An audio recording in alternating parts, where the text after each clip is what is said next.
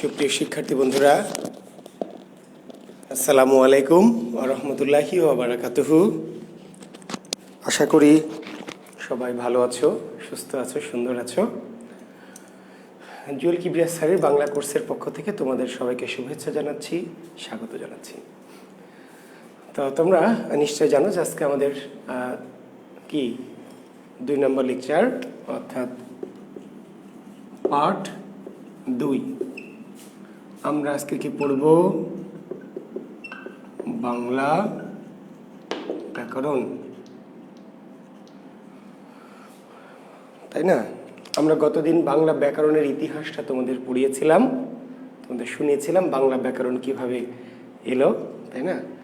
আজকে আমরা সরাসরি বাংলা ব্যাকরণের ক্লাসে চলে যাব, ঠিক আছে? আচ্ছা, এখন প্রশ্ন হলো যে বাংলা ব্যাকরণের আলোচ্য বিষয় কয়টি? এমন একটি প্রশ্ন আমাদের শুরুতে লাগবে যে বাংলা ব্যাকরণের আলোচ্য বিষয় কয়টি?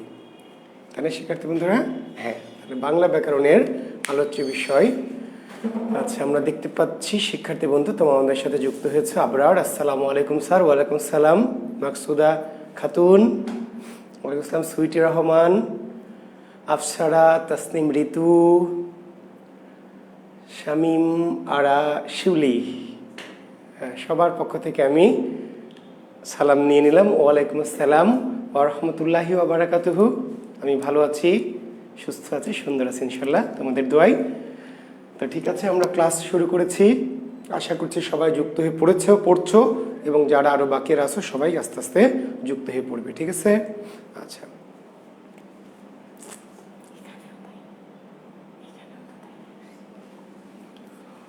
তাহলে আমরা বলেছিলাম যে বাংলা ব্যাকরণের আমরা ইতিহাস আলোচনা করেছিলাম, ঠিক আছে? আচ্ছা, এখন যদি কেউ জিজ্ঞেস করে স্যার বাংলা ব্যাকরণ কাকে বলে, ব্যাকরণ কাকে বলে, তো এই সংজ্ঞাটা আমরা একটু জেনে নিতে পারি যে যে শাস্ত্র পাঠ করলে যে শাস্ত্র পাঠ করলে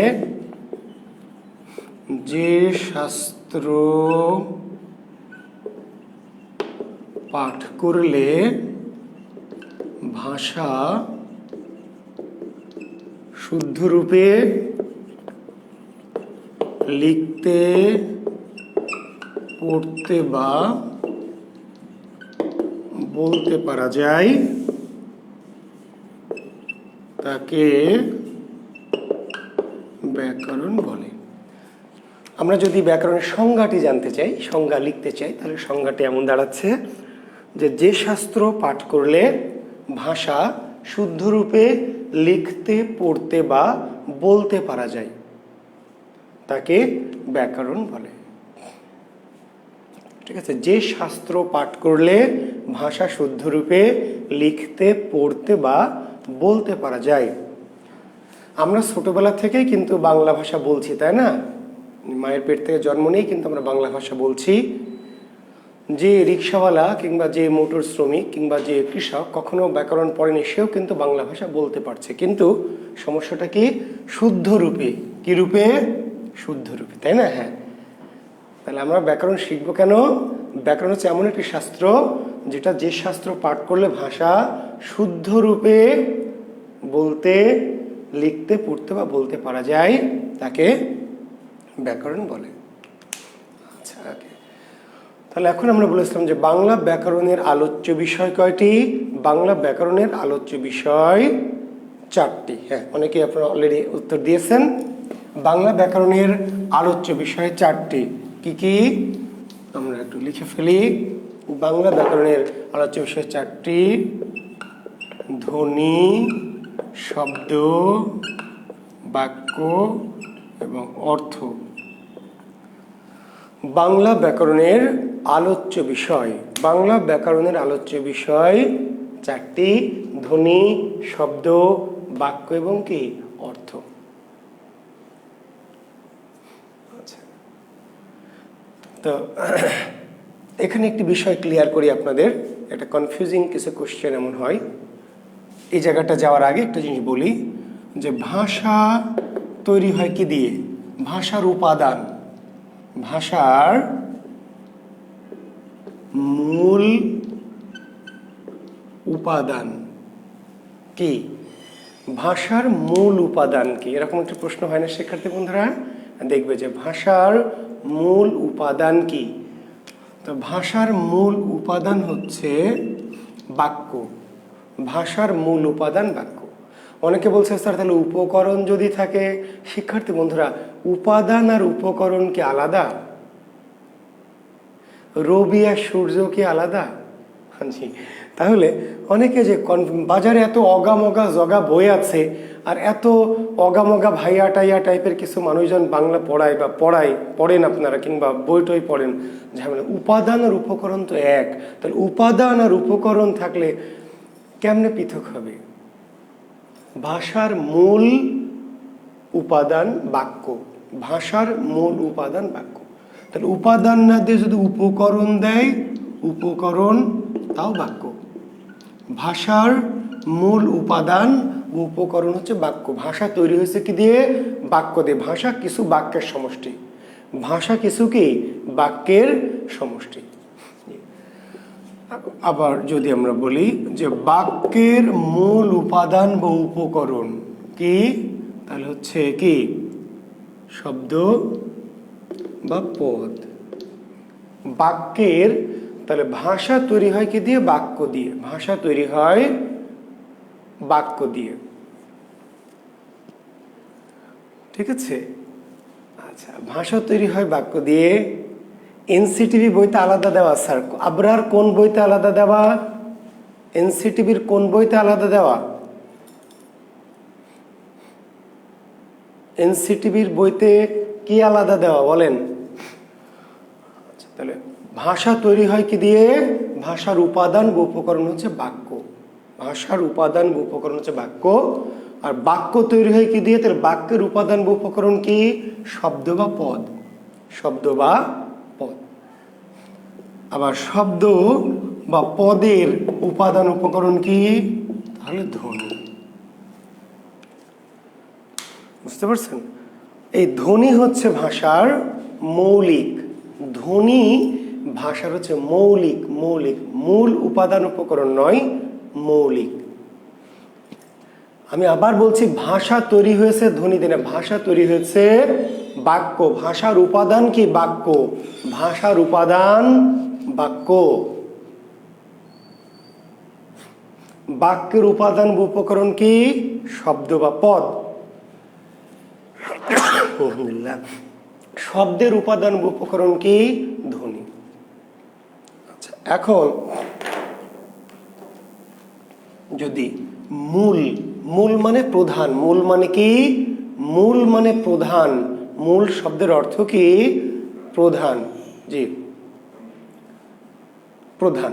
ওকে, এই মূল শব্দের অর্থ হচ্ছে প্রধান। একটা জিনিস খেয়াল করবেন যে ভাষার মূল উপাদান, মূল মানে প্রধান, সেটি কখনো ধ্বনি না। ভাষার মূল উপাদান হচ্ছে, উপকরণ হচ্ছে বাক্য।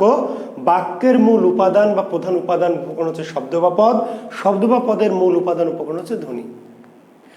ধ্বনি দিয়ে তৈরি হয় ভাষা না, ধ্বনি দিয়ে তৈরি হয় শব্দ। ধ্বনি দিয়ে তৈরি হয় কি? শব্দ। শব্দ দিয়ে তৈরি হয় বাক্য। বাক্য দিয়ে তৈরি হয় ভাষা। তাও যদি না বোঝেন, কিছু করার নাই। ধ্বনি দিয়ে ভাষা না, ধ্বনি দিয়ে শব্দ। ধ্বনি দিয়ে তৈরি হয় কি? শব্দ। কিছু শব্দ দিয়ে তৈরি হয় বাক্য, আর কিছু বাক্য দিয়ে তৈরি হয় ভাষা। তাহলে ভাষার উপাদান হচ্ছে বাক্য, বাক্যের উপাদান শব্দ বা পদ, আর শব্দ বা পদের উপাদান ধ্বনি, মূল বা প্রধান। কিন্তু মূল বা প্রধান না বলে যদি বলা হয় মৌলিক, কি বলা হয়? মৌলিক।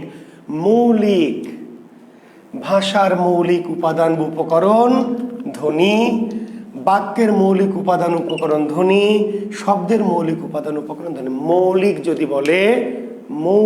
যদি বলে, হ্যাঁ আফরোজা খানম, আমি তো সেখানে এসছি। জি, ধ্বনি ভাষার মূল উপাদান। জি, এখানে মূল বলতে ওই যে বললাম, এই যে মৌলিক। আসলে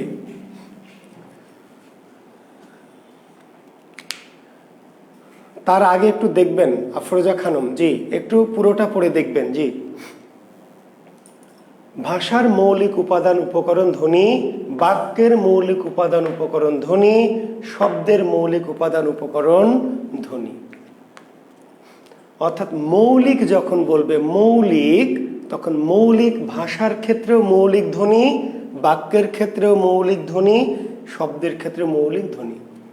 ভাষার মৌলিক উপাদান উপকরণ কি? ধ্বনি। বাক্যের মৌলিক উপাদান উপকরণ কি? ধ্বনি। শব্দের মৌলিক উপাদান উপকরণ কি? ধ্বনি। কিন্তু যখন মূল বা প্রধান, তখন ভাষার মূল বা প্রধান হচ্ছে বাক্য, বাক্যের মূল বা প্রধান হচ্ছে শব্দ, শব্দের মূল বা প্রধান হচ্ছে ধ্বনি। জি, মনে রাখবেন।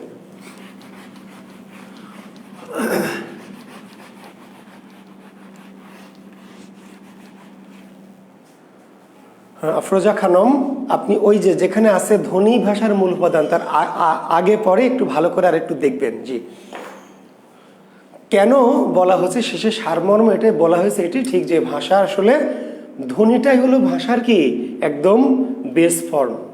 মানব দেহ যেমন কোষের সমষ্টি, ঠিক তেমনি ভাষা আসলে কি ধ্বনির সমষ্টি। সেটি ঠিক আছে, কারণ ধ্বনি না থাকলে ভাষা কেমনি হবে? ধ্বনি না থাকলে তো শব্দ হবে না, শব্দ না থাকলে বাক্য হবে না, তাহলে ভাষা কেমনি হবে? বোঝা গেছে? তার মানে ধ্বনি আসলে সব কিছুর কি বেজ, ধ্বনি সকল কিছুর বেজ। এই জন্য যে ধ্বনি না থাকলে তো শব্দই হলো না, শব্দ না থাকলে বাক্যই হবে না, তো বাক্য না আসলে ভাষা কেমনে হবে? কাজে ওই অর্থে বলা আছে যে ধ্বনি ভাষার মূল। ঠিক আছে, ওটা শর্টকাট বলা হয়েছে, কিন্তু আসলে আলাদা আলাদা করে ব্যাখ্যা করে দেখেন বলা আছে যে ভাষার মৌলিক ধ্বনি, মৌলিক ধ্বনি, কিন্তু মূল উপাদান উপকরণ হচ্ছে বাক্য, বাক্যের মূল উপাদান উপকরণ শব্দ, শব্দের মূল উপাদান উপকরণ ধ্বনি। আর ওই অর্থে সব কিছুর মূলই আসলে ধ্বনি, সব কিছুর মূল কি? ধ্বনি। জি, তো আমরা বলেছিলাম যে বাংলা ব্যাকরণের আলোচ্য বিষয় চারটি: ধ্বনি, শব্দ, বাক্য এবং তার সাথে কি অর্থ। অর্থটা রিলেটেড, কারণ অর্থ যদি না থাকে তাহলে বাক্য হবে না। বুঝতে পারলেন? এই সব কিছুর সাথে অর্থ রিলেটেড। শব্দের অর্থ থাকতে হয়, বাক্যের অর্থ থাকতে হয়, ধ্বনির কি একটা অর্থ থাকতে হয়। তাহলে এই তিনটি জিনিসের সাথে অর্থ, তাহলে ধ্বনি, শব্দ, বাক্য, অর্থের সাথে আমরা তত্ত্ব লাগিয়ে দিব। কি লাগিয়ে দিব? তত্ত্ব। ধ্বনি তত্ত্ব, শব্দ তত্ত্ব, বাক্য তত্ত্ব এবং অর্থ তত্ত্ব। তাহলে ব্যাকরণের আলোচ্য বিষয় কয়টি? বাংলা ব্যাকরণের আলোচ্য বিষয় চারটি: ধ্বনি তত্ত্ব, শব্দ তত্ত্ব, বাক্য তত্ত্ব এবং অর্থ তত্ত্ব। ধ্বনি তত্ত্বের অপর নাম কি? ধ্বনি বিজ্ঞান। ধ্বনি তত্ত্বের অপর নাম ধ্বনি বিজ্ঞান। শব্দ তত্ত্বের অপর নাম কি? রূপতত্ত্ব। বাক্য তত্ত্বের অপর নাম কি? পদক্রম। আর অর্থতত্ত্বের অপর নাম কি? বাগর্থ তত্ত্ব। জি, সালের কোশ্চেনে দেখবেন এই ধরনের প্রশ্ন আসবে যে শব্দ তত্ত্বকে অপর কি নামে ডাকা হয়, বা শব্দ তত্ত্বকে অপর কি নামে অভিহিত করা হয়। তাহলে শব্দ তত্ত্বের অপর নাম রূপতত্ত্ব, ধ্বনি তত্ত্বের অপর নাম ধ্বনি বিজ্ঞান, বাক্য তত্ত্বের অপর নাম কি? পদক্রম। বাক্য তত্ত্বের অপর নাম পদক্রম। আর অর্থতত্ত্বের অপর নাম কি? অর্থতত্ত্বের অপর নাম বাগর্থ তত্ত্ব।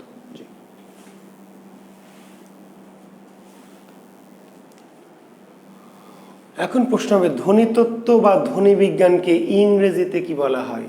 ধ্বনিতত্ত্ব বা ধ্বনি বিজ্ঞানকে ইংরেজিতে বলা হয় কি? ফোনেটিক্স।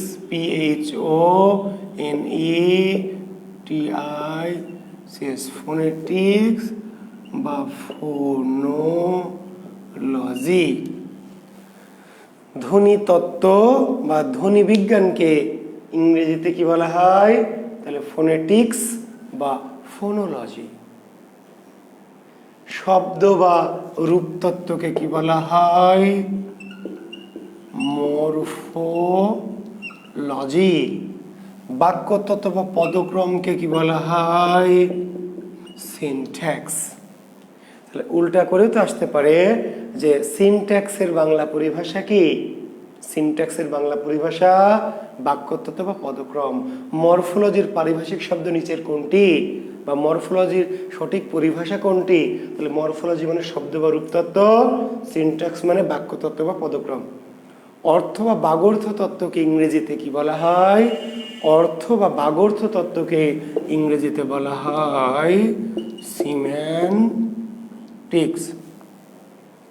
অর্থ বা বাগর্থ তত্ত্বকে ইংরেজিতে বলা হয় সিম্যান্টিক্স।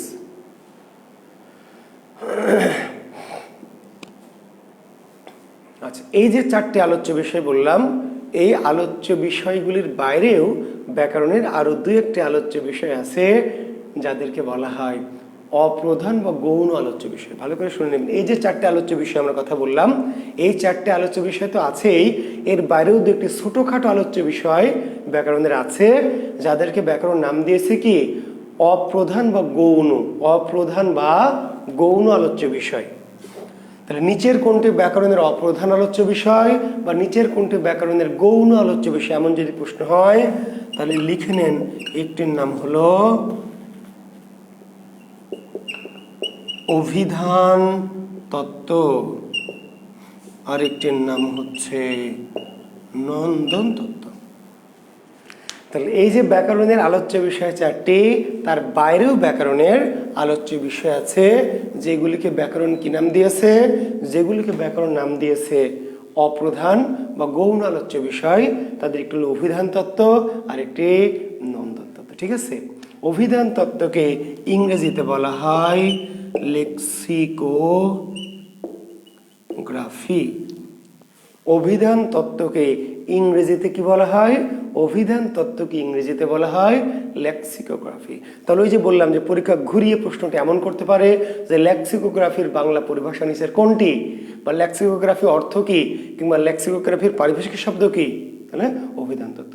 নন্দন তত্ত্বকে ইংরেজিতে বলা হয় অ্যাস্থেটিক্স। নন্দন তত্ত্বকে ইংরেজিতে বলা হয় কি অ্যাস্থেটিক্স। নন্দন তত্ত্বকে ইংরেজিতে বলা হয় অ্যাস্থেটিক্স। তাহলে অ্যাস্থেটিক্সের বাংলা পরিভাষা কি নন্দন তত্ত্ব। তবে নন্দন তত্ত্বকে আবার কোন কোন বইয়ে লেখা আছে কি সৌন্দর্য তত্ত্ব। জি, নন্দন শব্দের অর্থ কি সৌন্দর্য, নন্দন মানে সৌন্দর্য। তাহলে নন্দন তত্ত্ব এর অপর নাম কি সৌন্দর্য তত্ত্ব। কোন কোন বইয়ে লেখা আছে ছন্দ অলঙ্কার তত্ত্ব, কোন বইয়ে লেখা আছে রূপ রস তত্ত্ব। আমি আবার বলছি, যার নাম নন্দন তত্ত্ব, যাহার নাম নন্দন তত্ত্ব, তাহারই নাম সৌন্দর্য তত্ত্ব, তাহারই নাম ছন্দ অলঙ্কার তত্ত্ব, তাহারই নাম রূপরস তত্ত্ব। তাহলে নন্দন তত্ত্বের অপর নাম সৌন্দর্য তত্ত্ব, কিংবা ছন্দ অলঙ্কার তত্ত্ব, কিংবা রূপ রস তত্ত্ব। আর এই সব কিছুকে একসাথে ইংরেজিতে কি বলা হয়েছে অ্যাস্থেটিক্স। অ্যাস্থেটিক্স।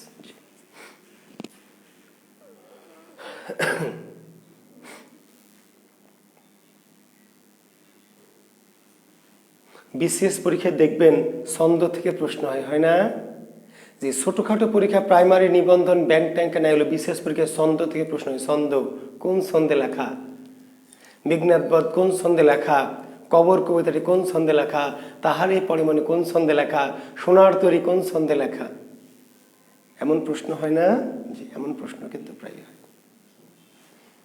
অলংকার থেকে প্রশ্ন হয়, কম হয় কিন্তু হয় মাঝে মাঝে। অলংকার পাখি নীড়ের মতো চোখ তুলে নাটোরের বনলতা সেন কাব্যাংশটি কোন অলংকারের উদাহরণ? কোন অলংকারের উদাহরণ? রূপ রস থেকে প্রশ্ন হয়। রূপ, মহাশ্মশান কি জাতীয় রচনা? মহাশ্মশান কি জাতীয় রচনা? আমরা বলছি মহাকাব্য, এটা হচ্ছে রূপ। মেঘনাদবধ কি জাতীয় রচনা? মহাকাব্য, রূপ। নেমেসিস কি জাতীয় রচনা? নাটক, রূপ। রূপ মানে সাহিত্যের গঠন, স্ট্রাকচার, ফর্ম। আর রস, মেঘনাদবধ কোন রসে রচিত? তা কেউ বলেন করুণ, কেউ বলেন বীর। জি, তো যাই বলেন এটা রস, একটা সাহিত্যের রস। তো আমরা রস নিয়ে আসলে আজকে কথা বলছি না, এগুলো নিয়ে আমরা কথা বলবো আজকে নয়। আমরা কি আমাদের ব্যাকরণের অপ্রধান আলোচনা দিয়ে আগে শুরু করব? আমরা যে ব্যাকরণ আলোচনা করবো আগে কি অপ্রধান দিয়ে শুরু করবো না প্রধান দিয়ে শুরু করবো? জি, তাহলে আমাদের আলোচনাটা শুরু হবে আসলে কি দিয়ে? ধ্বনিতত্ত্ব দিয়ে। কি ভাই, তারপর আমরা ধ্বনিতত্ত্বে আলোচনা করব, তারপর শব্দতত্ত্বে আসবো, বাক্যতত্ত্বে আসবো, অর্থতত্ত্বে আসবো, তারপর আস্তে আস্তে নিচে নামবো। তার মানে আমি বোঝাতে চাইলাম যে আমরা রূপরস, ছন্দ, অলঙ্কার এগুলি আমাদের কিন্তু পড়তে হবে পরীক্ষায়। আমাদের অভিধান থেকে প্রশ্ন হবে, শব্দার্থ থাকবে, আবিধানিক, তারপর শব্দক্রম থাকবে। আমরা এগুলি সবই শেখাবো, এই পর্যন্ত আমাদের আসতে হবে, কিন্তু এখান থেকে শুরু না, ঠিক আছে?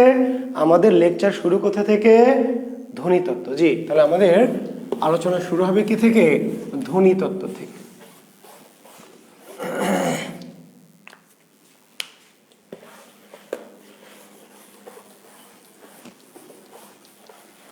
এখন ধ্বনিতত্ত্বের আলোচ্য বিষয় কি কি?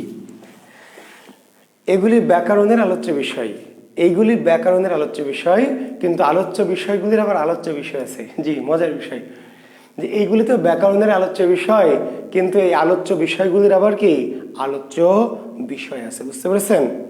যে তো ধ্বনিতত্ত্বের আলোচ্য বিষয় কি? ধ্বনিতত্ত্বের আলোচ্য বিষয় হচ্ছে বর্ণ, ধ্বনি, নত্যসত্ত্ব আর সন্ধি। ধ্বনিতত্ত্বের আলোচ্য বিষয়, জি, সির্ফ চারটা: বর্ণ, ধ্বনি, নত্যসত্ত্ব এবং কি সন্ধি।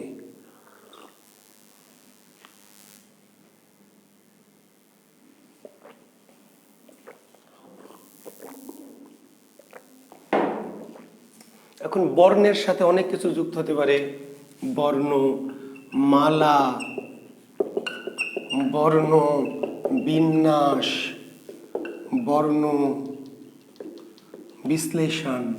বর্ণমালা, বর্ণ বিন্যাস, বর্ণ বিশ্লেষণ। ধ্বনির সাথে যুক্ত হতে পারে ধ্বনি বিন্যাস, ধ্বনি পরিবর্তন,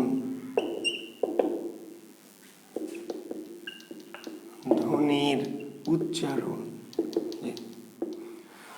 তো ধ্বনি পরিবর্তন হোক আর ধ্বনি বিন্যাসী হোক, ধ্বনি কিন্তু থাকবেই। জি, তার মানে বোঝাতে চাইলাম যে ধ্বনি যদি থাকে সেটা ধ্বনি পরিবর্তন, ধ্বনি বিন্যাস, ধ্বনির উচ্চারণ, ঠিক আছে? তো ধ্বনি তো আছে, তো ধ্বনি আর বর্ণ যদি যুক্ত থাকে, শুধু বর্ণ হলেও ধ্বনিতত্ত্বে বর্ণমালা, বর্ণ বিশ্লেষণ, বর্ণ বিন্যাস, বর্ণ এবং ধ্বনি যদি যুক্ত থাকে তাহলে সেটা অবশ্যই কি ধ্বনিতত্ত্বের আলোচ্য বিষয়।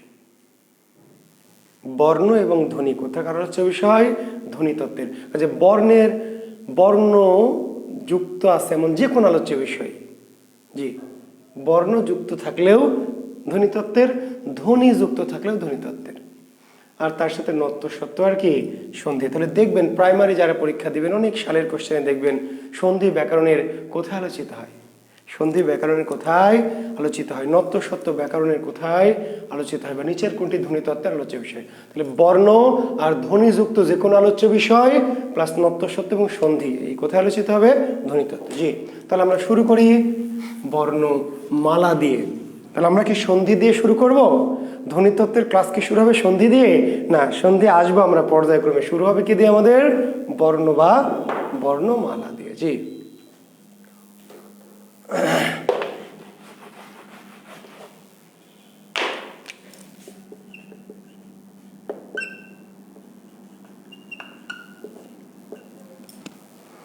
এখন বলবেন, আপনারা উত্তর দিবেন আমার সঙ্গে। দেখি, বাংলা বর্ণের জনক কে? কে বলতে পারবেন বাংলা বর্ণের বা বাংলা বর্ণমালার জনকের নাম কি? জানেন? জানা আছে আপনাদের কারো?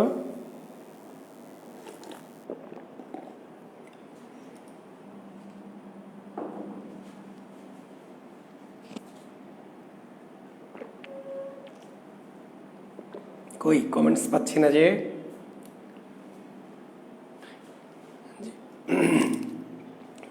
বাংলা বর্ণের জনকের নাম চার্লস উইলকিন্স। চার্লস, বাংলা বর্ণের জনকের নাম কি? Charles Wilkins. তাহলে পরীক্ষার প্রশ্ন হবে বাংলা বর্ণের জনক কে? বাংলা বর্ণের জনক কে? না, রবীন মন্ডল পর্তুগিজ না, ব্রিটিশ ধ্বনিবিজ্ঞানী চার্লস উইলকিন্স বাংলা বর্ণের জনক। বাংলা বর্ণের স্থপতিকে, বাংলা বর্ণের ডিজাইনারকে, বাংলা বর্ণের নকশাকারকে, বাংলা বর্ণের আবিষ্কারককে? না, জাহাঙ্গীর আলম। পঞ্চানন কর্মকার না, হাজিরা আফরোজ শাওন না, পঞ্চানন কর্মকার না। বাংলা বর্ণের জনক চার্লস উইলকিন্স, বাংলা বর্ণের ডিজাইনার চার্লস উইলকিন্স, বাংলা বর্ণের স্থপতি চার্লস উইলকিন্স, বাংলা বর্ণের নকশাকার চার্লস উইলকিন্স, বাংলা বর্ণের আবিষ্কারক চার্লস উইলকিন্স। ব্রিটিশ ধ্বনিবিজ্ঞানী চার্লস উইলকিন্স।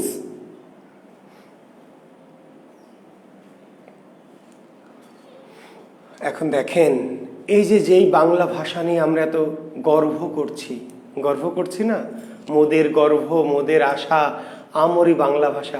আপনাদের না হলে আমার যে কি গর্ব, বাংলার টিচার হিসাবে কি গর্ব, হ্যাঁ, বাংলা ভাষা আমাদের। তখন এই যে বাংলা ভাষা, বাংলা ভাষার যে বাংলা বর্ণ, এই বর্ণের ডিজাইনার বা স্থপতি বা জনক একজন ইংরেজ। এটা শুনলে আপনার আমার কি আর গর্ব থাকবে না? গর্ভপাত ঘটে যাবে বলেন। যেই বাংলা ভাষাকে নিয়ে আমরা এত কি অহংকার করছি, এত ভাব নিচ্ছি যে মোদের গর্ব, মোদের আশা, আমারই বাংলা ভাষা, সে বাংলা বর্ণের বা বাংলা লিপির ডিজাইনারকে ব্রিটিশ ইংরেজ ধ্বনিবিজ্ঞানী চার্লস উইলকিন্স। তাহলে আপনার গর্ব কি আর আছে না গর্ভপাত ঘটে গেছে?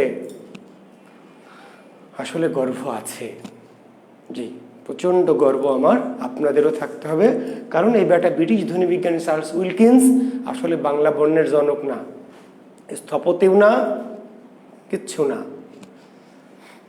পরীক্ষা এলে উত্তরটা দিতে হবে, কিন্তু আসলে কিছুই না। ওই বেটা শুধু কি করেছে জানেন?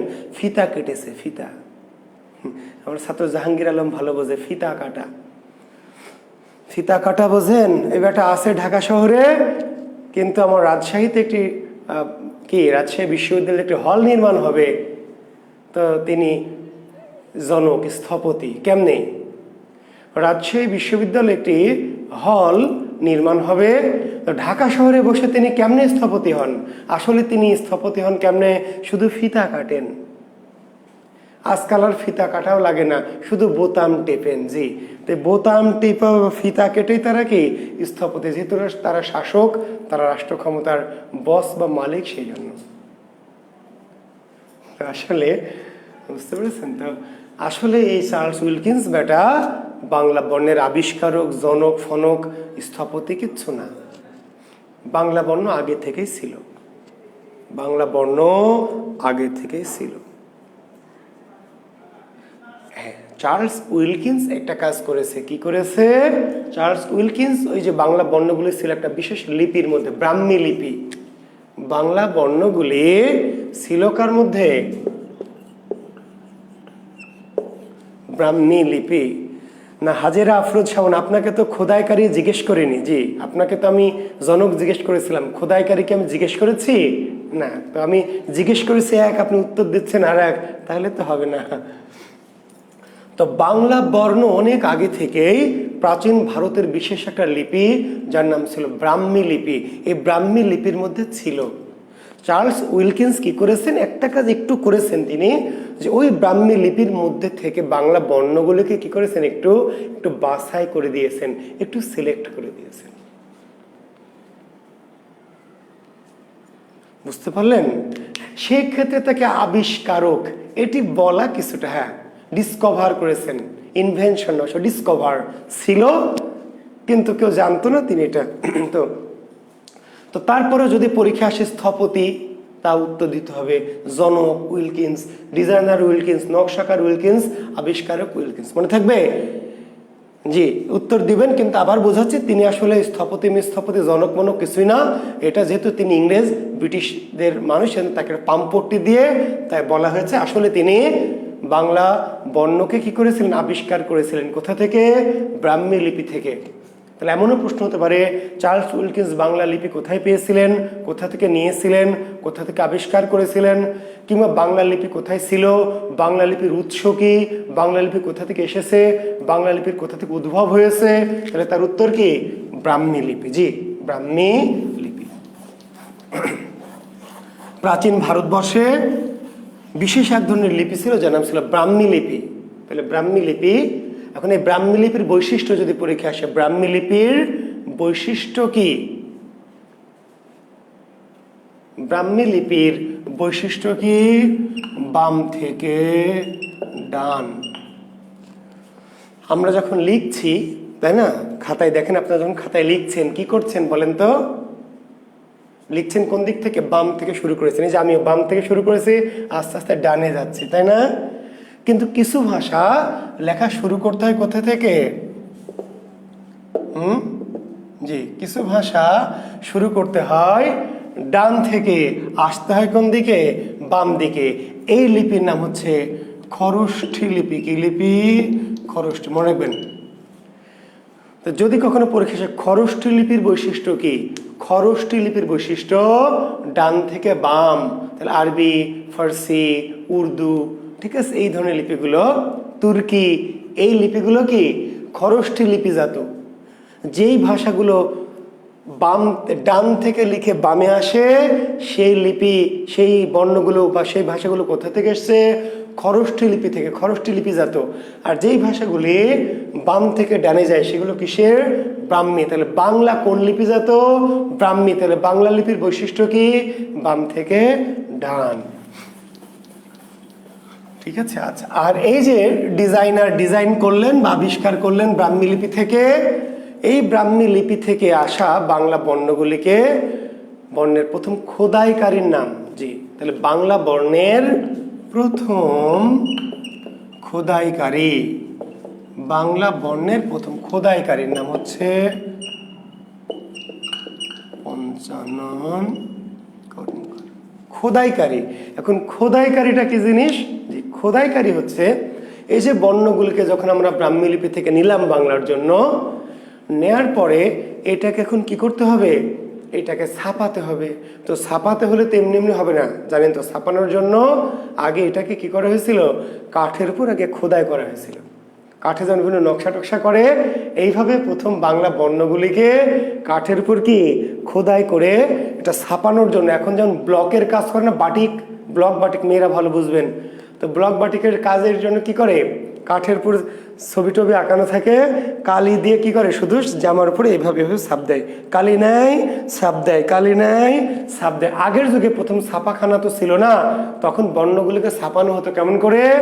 এই বর্ণগুলো ডিজাইন করে কাঠের পাতের উপর থাকতো, কালি মাখিয়ে ছাপ দেওয়া হতো। এই যে কাঠের উপর প্রথম কি খোদাই যিনি করেছিলেন, তাহলে বাংলা বর্ণের প্রথম খোদাইকারীর নাম পঞ্চানন কর্মকার। খোদাইকারী, ঠিক আছে। জি। আর কিন্তু যদি বলে বাংলা বর্ণের ডিজাইনারকে, নকশাকারকে, জনককে, স্থপতিকে, আবিষ্কারককে, তার উত্তর দিবেন চার্লস উইলকিন্স। ঠিক আছে। চার্লস উইলকিন্স বাংলা বর্ণমালায় কতটি বর্ণ দিয়েছিল? চার্লস উইলকিন্স বাংলা বর্ণমালায় কতটি বর্ণ দিয়েছিল? উইলকিন্স বর্ণ দিয়েছিল 51টি। উইলকিন্স বর্ণ দিয়েছিল 51টি। কিন্তু যদি আপনাকে প্রশ্ন করি বাংলা বর্ণমালায় বর্ণ কয়টি, তাহলে কি 51টি বলবেন? 51টি কি বলবেন না, বলবেন 50টি। তার মানে হলো উইলকিন্স যে বর্ণগুলো দিয়েছিলেন সেখান থেকে একটি বর্ণ আমরা বাদ দিয়েছি। কোন বর্ণটা বাদ দিয়েছি? একটা বর্ণের নাম ছিল লি, এটা নাই। আগের যুগে আমরাও ছোটবেলায় পেয়েছিলাম, আপনারা পেয়েছেন কিনা জানি না, ঈশ্বরচন্দ্র বিদ্যাসাগরের যে বোধোদয় কিংবা বর্ণ পরিচয়, সেই বইও ছিল লিতে লিকার যেন কাঠবিড়ালি। স্বরবর্ণে রি এর পরে একটা লি বর্ণ ছিল, লি। তো এই লিটি উইলকিন্স দিয়েছিলেন, 51টি বর্ণ দিয়েছিলেন, কিন্তু আমরা লি বাদ দিয়েছি। তার মানে যদি একটু কঠিন প্রশ্ন করে বলে চার্লস উইলকিন্স কতটি বর্ণ দিয়েছিলেন বাংলা বর্ণমালার জন্য, তাহলে উত্তর দেবেন 51টি। কিন্তু বাংলা বর্ণমালায় বর্ণ কয়টি? তার উত্তর 51টি। 50টি, একটি বর্ণ লিটা বাদ চলে গেছে। জি, তাহলে বাংলা বর্ণমালায় বর্ণ কয়টি? 50টি। বর্ণ কয় প্রকার? দুই প্রকার। কে কে? স্বরবর্ণ এবং কি ব্যঞ্জন বর্ণ। স্বরবর্ণ এবং ব্যঞ্জন বর্ণ। স্বরবর্ণের সংখ্যা কয়টি? 11টি। ব্যঞ্জন বর্ণের সংখ্যা কয়টি? 39টি। জি।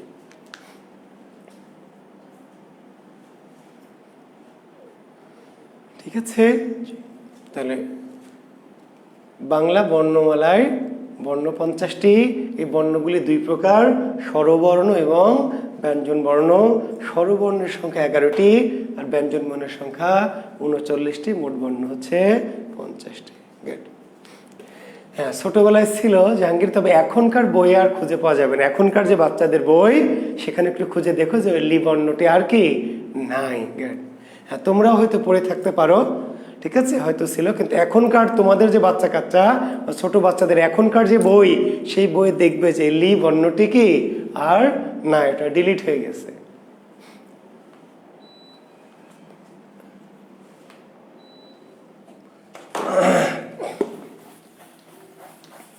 এখন আমরা এই বর্ণগুলির পরিচয় জানবো। এই বর্ণগুলির পরিচয় মূলত ধ্বনিতত্ত্ব। বুঝা গেছে? ধ্বনিতত্ত্বটা কি?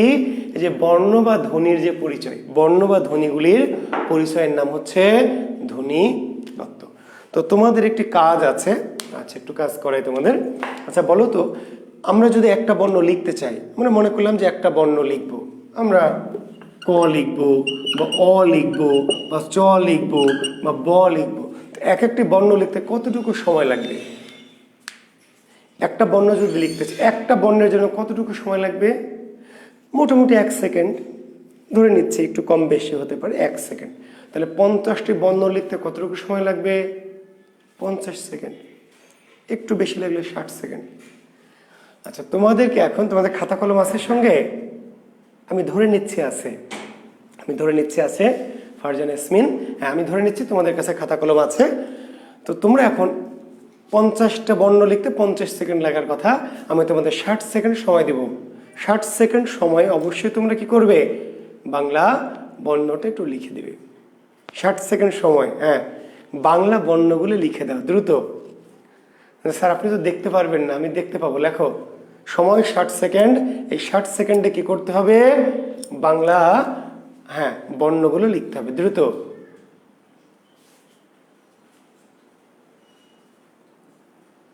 বাংলা বর্ণগুলি তোমরা তোমাদের খাতায় লিখে ফেলো। হ্যাঁ, 50টি বর্ণ লিখে ফেলো 60 সেকেন্ডে। দ্রুত লিখতে হবে, মনে করে করে লেখা যাবে না, ঠিক আছে? দ্রুত লিখতে হবে। হ্যাঁ লেখো, আমি 60 সেকেন্ড পরে দেখবো কার হয়েছে কার হয়নি।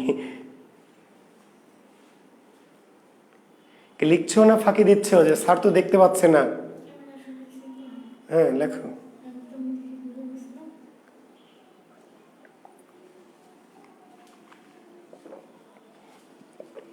এখানে টান টান লাগলো।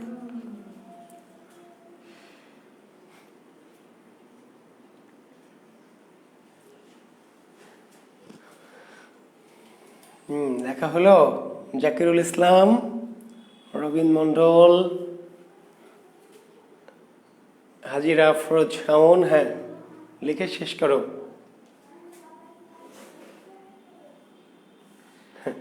ফারজান ইয়াসমিন বলছে স্যার আমার মনে নাই কি কি বর্ণ আছে বাংলায়। তো বর্ণ যদি মনে না থাকে তাহলে কেমনে ধ্বনিতত্ত্ব পড়াবো? আর ধ্বনিতত্ত্ব না পড়ে কেমনে শব্দতত্ত্ব পড়াবো? আর শব্দতত্ত্ব না পড়ে কেমনে বাক্যতত্ত্ব পড়াবো বলো? আচ্ছা হ্যাঁ, বিল্লাল সর্দার লিখেছে স্যার, লিখেছি। আফরোজা খানম লিখছে স্যার, লিখেছি। সবার কি লেখা হলো? হয়েছে? শেষ হয়েছে? আমাদের সময় কিন্তু পেরিয়ে গেছে। ওকে, আমি এবার বোর্ডে লিখবো, তোমরা মিলিয়ে নিবে। ওকে ঠিক আছে, দেখা যাক। নুরুন নবী ভুলে গেছি স্যার। ঠিক আছে, সত্য স্বীকার করার জন্য ধন্যবাদ। ঠিক আছে নুরুন নবী, হ্যাঁ সত্য স্বীকার করার জন্য ধন্যবাদ। আর মনে নাই, হ্যাঁ, রক্ষণশীল দলনেতা, তোমার দৌড় কি? দলনেতার দৌড় কি ম পর্যন্ত? মোল্লার দৌড় মসজিদ পর্যন্ত, আর রক্ষণশীল দলনেতার দৌড় ম পর্যন্ত। এবার আমি লিখছি, ওকে, আপনারা মিলিয়ে নেন। আচ্ছা, অ আ রস্বই দীর্ঘই রস্যু দীর্ঘ রি, এ, ওই, ও। স্বরবর্ণ কি কারো ভুল হয়েছে? আশা করছি না। জি, আমি আশা করছি, বিশ্বাস করছি ভুল হয়নি। এবার ব্যঞ্জন দেখি। ক, খ, গ, ঘ, ঙ, চ, ছ, বর্গীয় জ, ঝ, ঞ,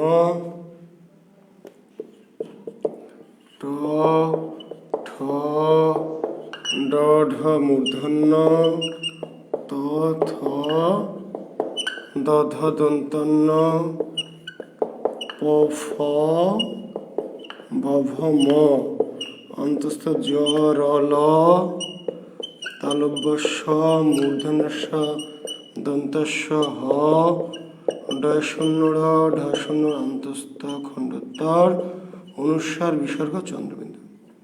নিচ পর্যন্ত দেখা যাচ্ছে কি? আশা করছি দেখা যাচ্ছে।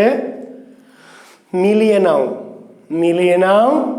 ঠিক আছে, ক, খ, গ, ঘ, ঙ, চ, ছ, জ, ঝ, ঞ, ট, ঠ, ড, ঢ, মূর্ধন্য, ত, থ, দ, ধ, দন্তন, প, ফ, ব, ভ, ম, অন্তস্থ জ, র, ল, তালব্য স, মূর্ধন্য স, দন্ত স, হ, ঢয় শূন্য র, ঢয় শূন্য র, অন্তস্থ খণ্ডোত্ত অনুস্বার বিসর্গ চন্দ্রবিন্দু। মিলিয়ে নাও দেখি হয়েছে না হয়নি।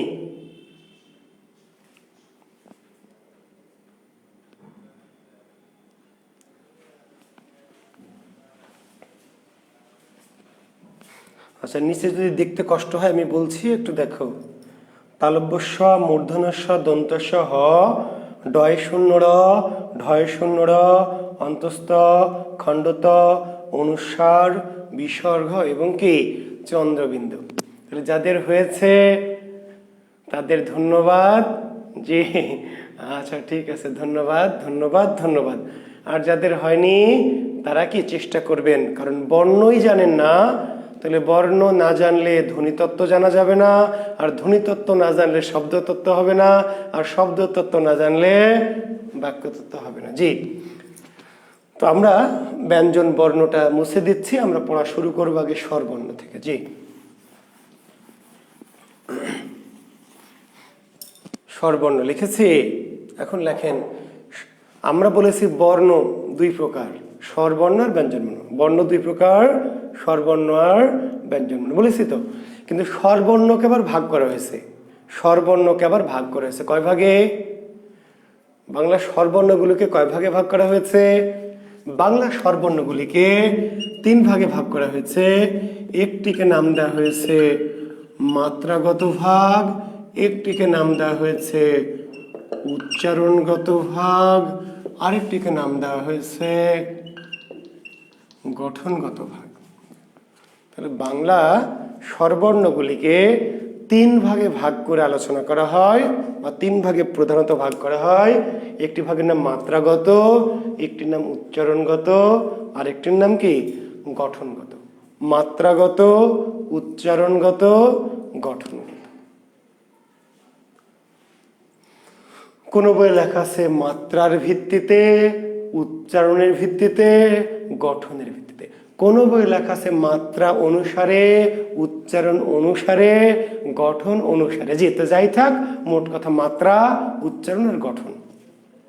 এখন প্রশ্ন হবে, মাত্রাগতভাবে স্বরবর্ণ কয় প্রকার? মাত্রাগতভাবে বা মাত্রার ভিত্তিতে বা মাত্রা অনুসারে স্বরবর্ণ কয় প্রকার? তিন প্রকার। কি কি? একটি হচ্ছে পূর্ণমাত্রা, আরেকটির নাম হচ্ছে অর্ধমাত্রা, আরেকটির নাম হলো মাত্রাহীন।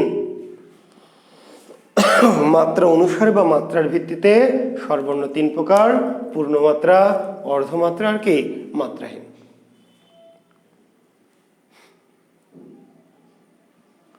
উচ্চারণগতভাবে স্বরবর্ণ কয় প্রকার? উচ্চারণগতভাবে স্বরবর্ণ দুই প্রকার। কি কি? একটির নাম হলো হ্রস্বস্বর, আর একটির নাম হচ্ছে দীর্ঘস্বর। গঠনগতভাবে স্বরবর্ণ দুই প্রকার, একটির নাম হলো মৌলিক স্বর, আর একটির নাম হলো যৌগিক স্বর।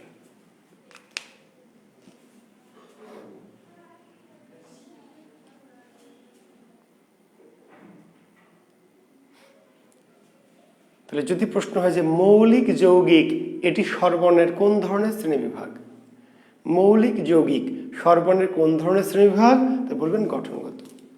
হ্রস্ব দীর্ঘ এটি স্বরবর্ণের কোন ধরনের শ্রেণীবিভাগ, উচ্চারণগত। আর মাত্রাগতভাবে পূর্ণমাত্রা, অর্ধমাত্রা, মাত্রাহীন।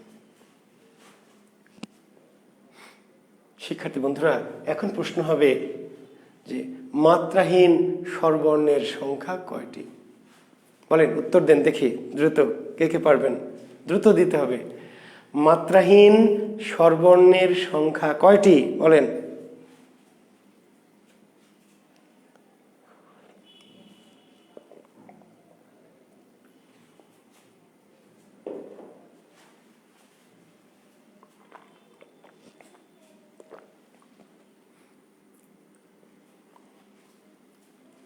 বেলা শেষ,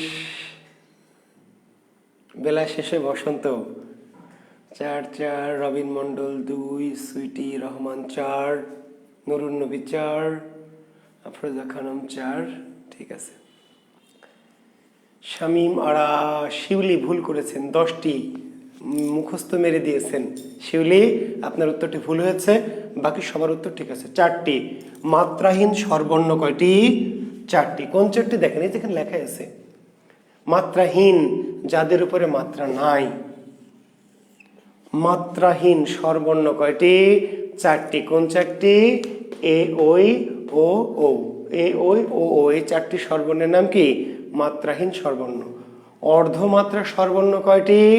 অর্ধমাত্রা স্বরবর্ণ স্রেফ কি? 1টি। কোনটি? এই যে রি। অর্ধমাত্রা স্বরবর্ণ 1টি, রি। আর পূর্ণমাত্রা স্বরবর্ণ তো বাকিগুলি কয়টি? 6টি। পূর্ণমাত্রা স্বরবর্ণ 6টি। পূর্ণমাত্রা স্বরবর্ণের সংখ্যা 6টি, অর্ধমাত্রা স্বরবর্ণের সংখ্যা 1টি, আর মাত্রাহীন স্বরবর্ণের সংখ্যা 4টি। এখন পরীক্ষক বেটা খুব চালাক। এই চালাক পরীক্ষক বেটা প্রশ্ন করবে কেমন করে জানেন? বলবে কততম স্বরবর্ণ অর্ধমাত্রা। এবার আপনি জি, কততম স্বরবর্ণ অর্ধমাত্রা বলেন? সপ্তম। জি, কততম স্বরবর্ণ অর্ধমাত্রা? অর্ধমাত্রার স্বরটা হচ্ছে কততম? সপ্তম। সপ্তম, জি। কততম স্বরবর্ণ অর্ধমাত্রা? সপ্তম। কততম স্বরবর্ণ মাত্রাহীন? অষ্টম থেকে একাদশ। অষ্টম থেকে একাদশ।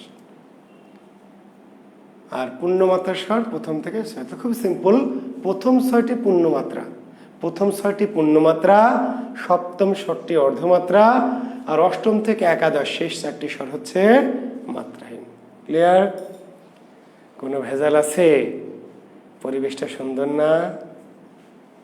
কি চা খাবেন? ঢেলে দিই? দিব? ঢেলে দিব?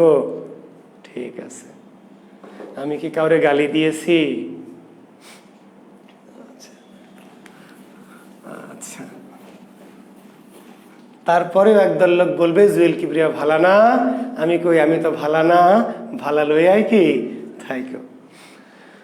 আচ্ছা, এখন আমরা চলে যাচ্ছি উচ্চারণগতভাবে। কোথায় যাচ্ছি? উচ্চারণগতভাবে।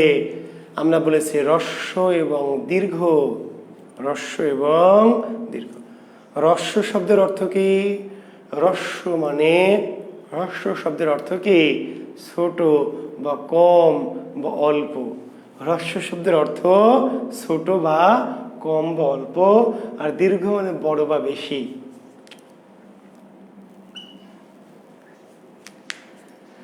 এখন এই যে স্বরবর্ণগুলি আছে 11টি স্বরবর্ণ, তাই না? 11টি স্বরবর্ণের মধ্যে কোনো কোনো স্বরবর্ণকে বলা হয়েছে হ্রস্ব, কোনো স্বরবর্ণকে বলা হয়েছে দীর্ঘ। তো হ্রস্ব দীর্ঘ কি সাইজে, না ওজনে, না আকার আয়তনে? কিসে? এই যে স্বর ছোট বড়, ওজনে না সাইজে, না আকার আয়তনে, না চেহারায়? কিসে? উচ্চারণে। কোনো স্বর উচ্চারণ করতে গেলে দ্রুত উচ্চারণ করতে হয়, আর কোনো স্বরকে একটু টেনে উচ্চারণ করতে হয়। যে স্বরগুলি দ্রুত উচ্চারিত হয় যে স্বরগুলি দ্রুত উচ্চারিত হয় তার নাম রস্বস্বর, আর যে স্বরগুলি একটু টেনে বেশি সময় উচ্চারণ করা যায় সেগুলো হচ্ছে দীর্ঘস্বর।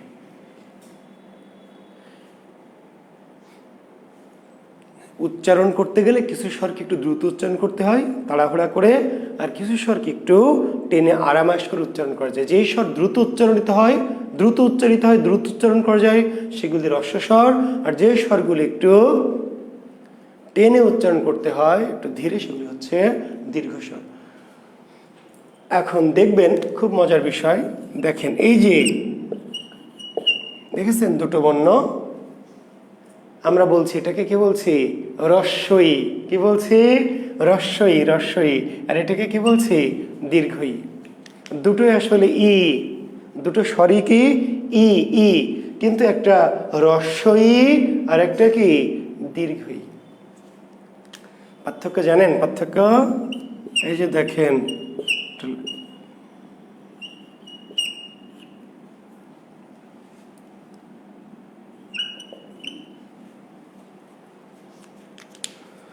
এটা হচ্ছে ইট, এটা কি ইট ইট,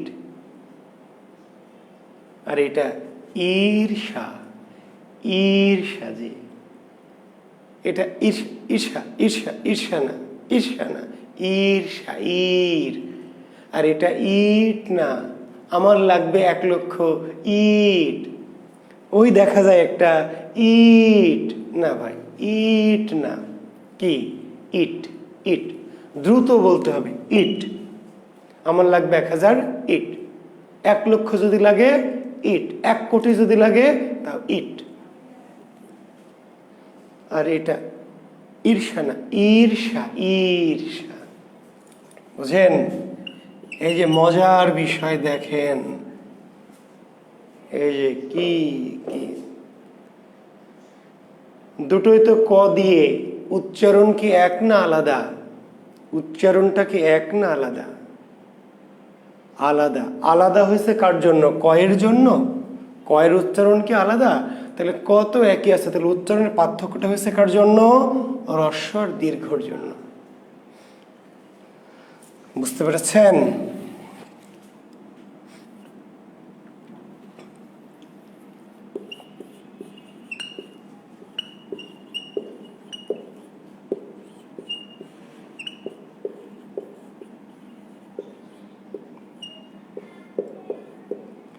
দেখেন দুটি বাক্য লিখেছি, দুটি বাক্য কি এক না আলাদা? দুটি বাক্য কিন্তু ভিন্ন, একটা কি আর একটা কি। এটা হচ্ছে কি, এটা কি কি, আর এটা কি কি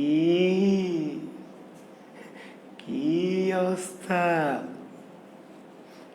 এটা হ্রস্ব আর এটা কি দীর্ঘ।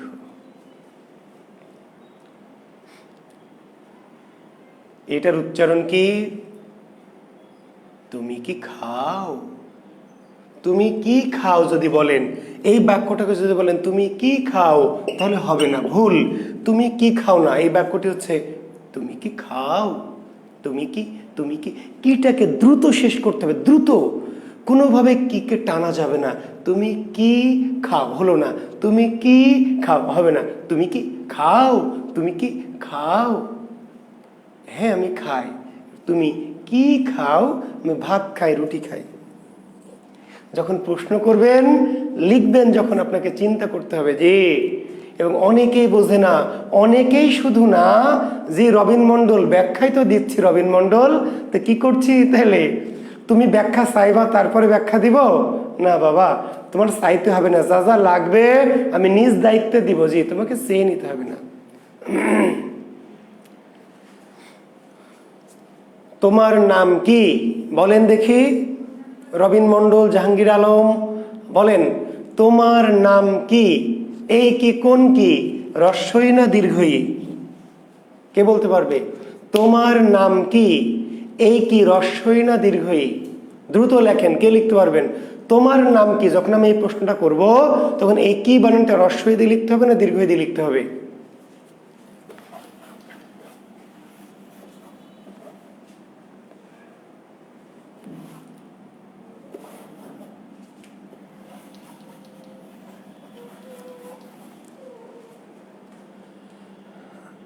আফসারা তাসনিম ঋতু লিখেছেন দীর্ঘ ই, রাজু লিখলেন হ্রস্ব ই, সুইটি লিখলেন হ্রস্ব ই, রক্ষণশীল দীর্ঘ ই, জাকিরুল ইসলাম হ্রস্ব ই দীর্ঘ জি।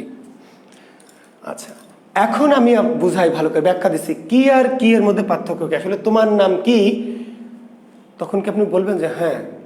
তোমার নাম কি, তাহলে বলবেন হ্যাঁ না। তোমার নাম কি, তাহলে বলবেন আমার নাম সুইটি রহমান, আমার নাম আফরোজা শান্তা, আমিনা শান্তা, আমার নাম জাহাঙ্গীর আলম।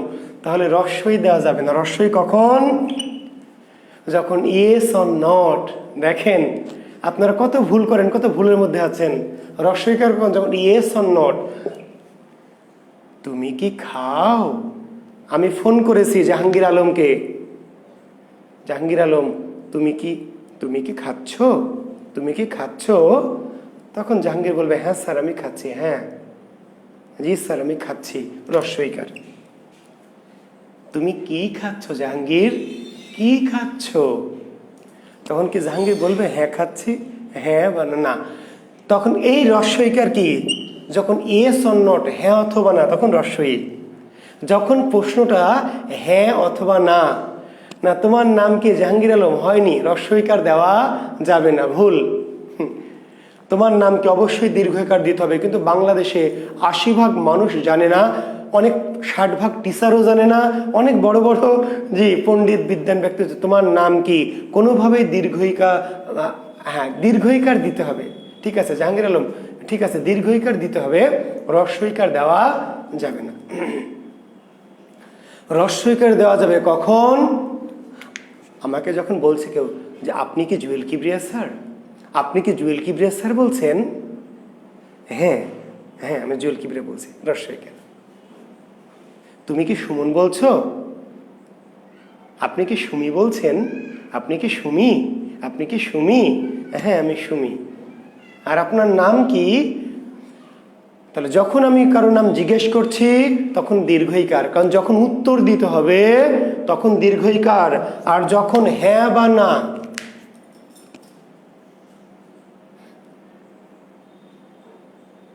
তুমি কি খেলবে, তুমি কি খেলবে, তুমি কি এখন খেলবে, হ্যাঁ আমি খেলবো, রস্যইকার।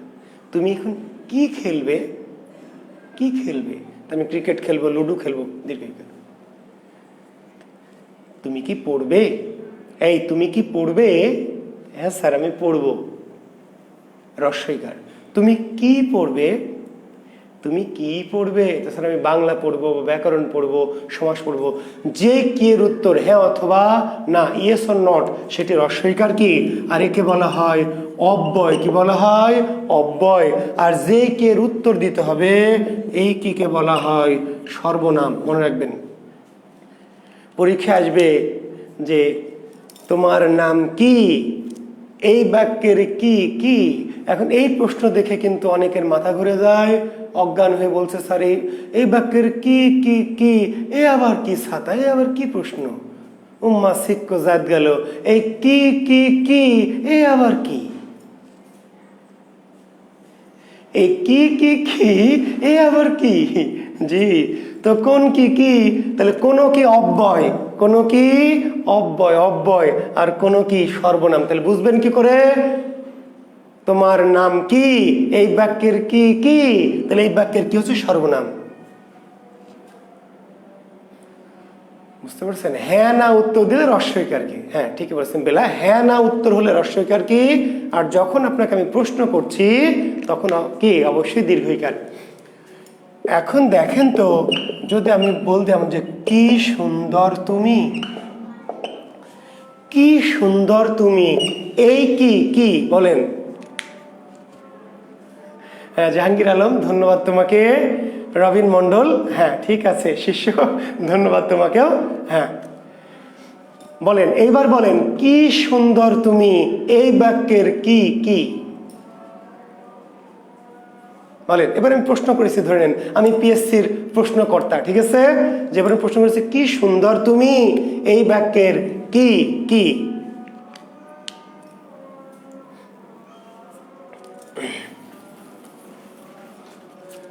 এই কি এর নাম হচ্ছে বিশেষণ, যে এই কি হচ্ছে বিশেষণ, যে সর্বনাম না, অব্যয় না। না আফরোজা, তাসনিম, ঋতু অব্যয় তো নয়, এটি হচ্ছে বিশেষণ। বিশেষণ। জি,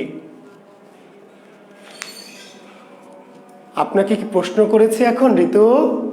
এই যে কি দিয়ে কি প্রশ্ন করেছি শিল্পী ঘোষ, এই কি দিয়ে কি প্রশ্ন করেছি ভাই? না, যেহেতু প্রশ্ন করিনি, যদি কি দিয়ে প্রশ্ন করি তাহলে অব্যয় হতে পারবে, সর্বনাম হতে পারবে। আর যে কি অনুভূতি প্রকাশ করেছে, আমি যখন জিজ্ঞেস করে বললাম কি সুন্দর তুমি, তখন কি তুমি বলবা যে হ্যাঁ হ্যাঁ আমি খুবই সুন্দর? না, আমি তো প্রশ্ন করিনি ভাই। কি সুন্দর, কি অপূর্ব এই স্রষ্টার মহিমা, কি দারুণ আজকের পরিবেশ, ওফ কি সুন্দর, কি চমৎকার, ওফ কি মনোমুগ্ধকর। যখন কোনো কি অনুভব প্রকাশ করবে, কি করবে? অনুভব প্রকাশ করবে, অনুভূতি প্রকাশ করবে, তখন সে কি হয়ে যাবে? বিশেষণ। তাহলে কি অব্যয় হতে পারে, কি সর্বনাম হতে পারে, কি বিশেষণ হতে পারে? না, আপনি যদি না বুঝেন তাহলে ওই যে তেজপাতা, যে বুঝলেই বুঝপাতা, আর না বুঝলেই কি তেজপাতা। তাহলে কি যখন প্রশ্ন করবে, আমি ক্লিয়ার করি, কি যখন প্রশ্ন করবে রস্বই দিয়ে তখন অব্যয়, কি যখন প্রশ্ন করবে দীর্ঘইকার দিয়ে তখন সর্বনাম, আর কি যখন প্রশ্ন করেনি অনুভূতি প্রকাশ করেছে, অনুভব প্রকাশ করেছে, তখন সে কি হয়ে যাবে? কি বিশেষণ। জি, ধন্যবাদ। এটা আমরা আরো ডিটেলস আলোচনা করব। আমরা আসলে পড়া কেবল শুরু করছি। আমরা আরো এই পদ প্রকরণ নামে আমাদের ক্লাস আছে, পদ প্রকরণ, ব্যাকরণিক শব্দ শ্রেণী বা পদ প্রকরণ, বিশেষ্য, বিশেষণ, সর্বনাম, অব্যয়, ক্রিয়া, এগুলো নিয়ে আমরা আরো বিস্তৃত আলোচনা করব। এখন আমি শুধু এইটুকু বোঝাতে চাচ্ছিলাম যে একই কি, তো কি এর এই যে এত কিছু কাহিনী, শুধু এই যে কয়ের জন্য তো না, কার জন্য? রস্বই বা দীর্ঘের জন্য। তাহলে এখন এই রস্ব দীর্ঘ কি শুধু এই দুটাই? বাংলা বর্ণমালায় রস্ব আর দীর্ঘ কি শুধু এই দুটোই না আরো আছে? যে আরো আছে। তাহলে রস্ব স্বরের সংখ্যা কয়টি? রস্ব স্বরের সংখ্যা 4টি, লিখে নেন। বাংলা বর্ণমালায় রস্ব স্বর কয়টি? রস্ব স্বর 4টি। রস্ব স্বর 4টি কি কি? অ, ই, উ এবং রি। লিখে নেন। বাংলা বর্ণমালায় রস্ব স্বরবর্ণের সংখ্যা কয়টি? রস্ব স্বর কি 4টি, অ, ই, উ, রি। তাহলে পরীক্ষা প্রশ্ন হবে নিচের কোনটি রস্ব স্বর? নিচের কোনটি রস্ব স্বর? তাহলে এখন মুখস্থ করবেন। অই অই অই উরি উরি উরি অই অই অই অই উরি অই উরি অই অই অই উরি উরি উরি অই উরি অই উই অয়। না ভাই, মুখস্থ করার দরকার নাই, এমনি বোঝা যায়। কেমনে? প্রথম থেকে একটা পর পর। জি, ব্যঞ্জন বর্ণগুলো এলোমেলো হয়ে গেছে, কেউ কেউ বলেছে নিশ্চয় স্বরবর্ণ এলোমেলো হয়নি, না নাকি স্বরবর্ণ এলোমেলো হয়ে গেছে? স্বরবর্ণ যদি এলোমেলো হয়ে যায় তাহলে বুঝতে হবে আপনাকে দিয়ে কি হবে না, আপনার অন্য ঝামেলা আছে। জি, তাহলে আপাতত স্বরবর্ণগুলি যদি আপনার সিরিয়ালটা মোটামুটি জানা ঠিকঠাক মতো থাকে তাহলে রস্বস্বর 4টি, কোনটা কোনটা? একটা পরপর। জি, প্রথমটা একটা অ, তারপর আবাদ রস্বই, দীর্ঘইবাদ রস্বই, একটা পরপর প্রথম থেকে স্বরবর্ণের সিরিয়ালি প্রথম থেকে কি একটা পরপর 4টা রস্বস্বর। আর যদি মুখস্থ করে রাখেন তো রাখেন, আপত্তি নাই, কিন্তু বলছে মুখস্থ না করেও পরীক্ষা আপনি পারবেন যদি কৌশলটা জানা থাকে যে প্রথম থেকে একটা পরপর 4টা রস্ব। তাহলে বাকিগুলা কি? বাকিগুলা দীর্ঘ। তাহলে দীর্ঘ কয়টি? 7টি। যে দীর্ঘ কয়টি? 7টি। তাহলে নিচের কোনটি দীর্ঘ স্বর সেগুলো কি মুখস্থ করে রাখবেন? বাকিগুলো কি মুখস্থ করবেন? না ভাই, এর নামই তো কৌশল। ওই যে 4টা তোমার মনে আছে যে এই 4টা একটা পরপর 4টা রস্ব, দীর্ঘ কোনটা? বাকিগুলা নাকি?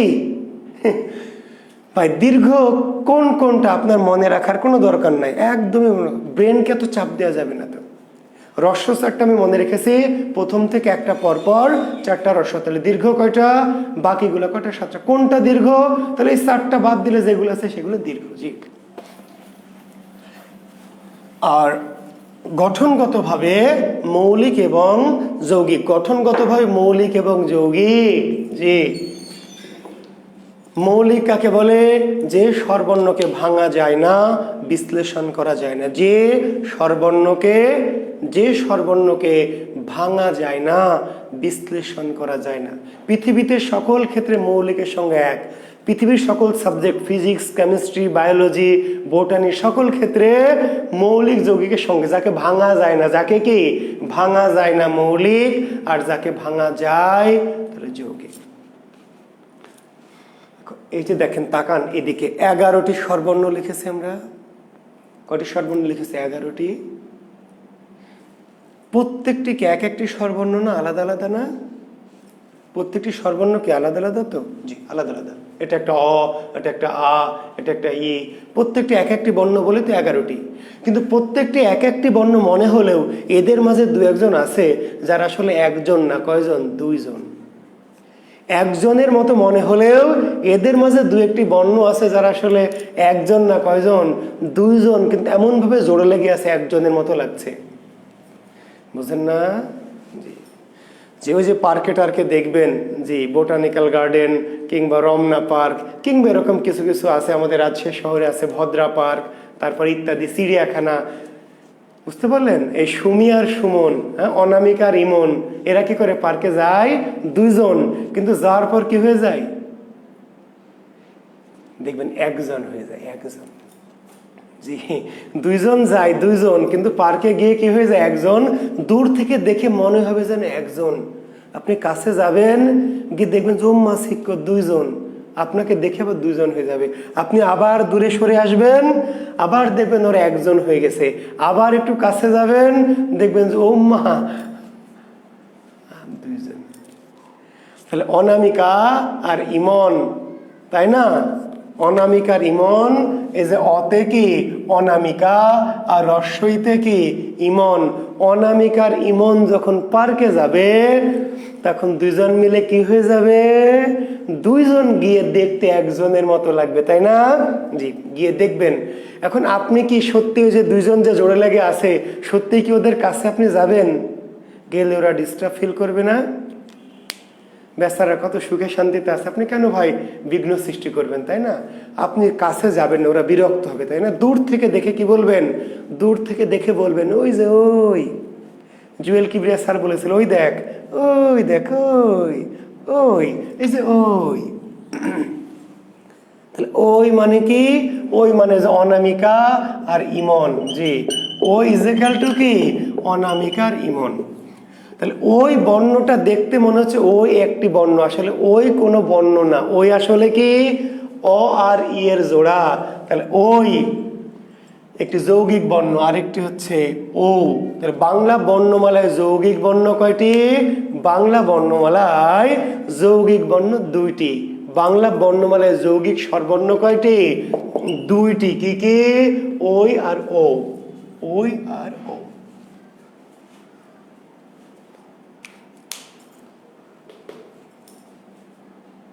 তাহলে অনামিকা, তাহলে ওই ইজ ইকুয়াল টু কি?